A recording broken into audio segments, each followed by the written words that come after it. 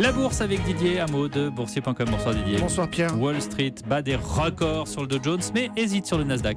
Oui, le Dow Jones en hausse, effectivement, est au sommet, en hausse d'1,18%, 18 808 points, mais ça va nettement moins bien sur le Nasdaq, en baisse de 0,81%, 5 209 points. Et comme hier, ce sont les valeurs Trump qui montent, comme dans l'armement Raytheon, qui prend 0,7%, Lockheed Martin, plus 1,4%, la pharmacie aussi se distingue de nouveau, Merck, plus 1,2%, Pfizer, plus 4,3%, et puis le pétrole, Exxon gagne 1% ce soir. En revanche, tous les groupes qui sous-traitent leur production à l'étranger, en Asie ou ailleurs, en Amérique latine en particulier, c'est-à-dire principalement toute la Silicon Valley, eh bien ça baisse fort même, à l'image d'Apple, en repli de 2,8%, 107,80 $. Microsoft, moins 2,4%, Google aussi chute de 3%.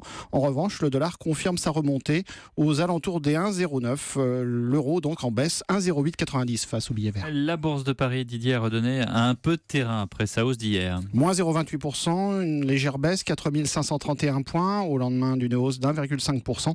Quelques valeurs se sont quand même distinguées de nouveau, comme Vivendi en hausse de 9%, après de bons résultats sur 9 mois. Les parapétrolières de nouveau, avec des hausses de l'ordre de 4% sur Vallourec, 3% sur Technip, puis Total gagne 0,2% à 43,59 €.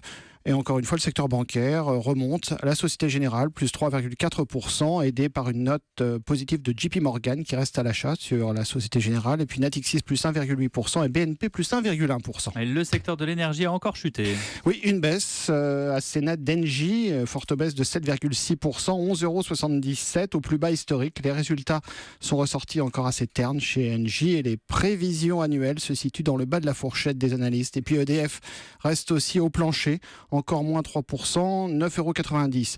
D'autres grosses valeurs reculent, sont assez lourdes. Carrefour, moins 4,6%, Renault, moins 3,6%, Sodexo, moins 3,3% et L'Oréal, moins 3%. Ailleurs, ça baisse quand même globalement, avec Bruxelles qui perd 1,3%, Madrid qui redonne 1,6%, Amsterdam, moins 1%, Londres, moins 1,2%. Le CAC 40 s'en tire finalement pas trop mal, moins 0,28%, 4 531 points. Merci Didier Hameau de boursier.com.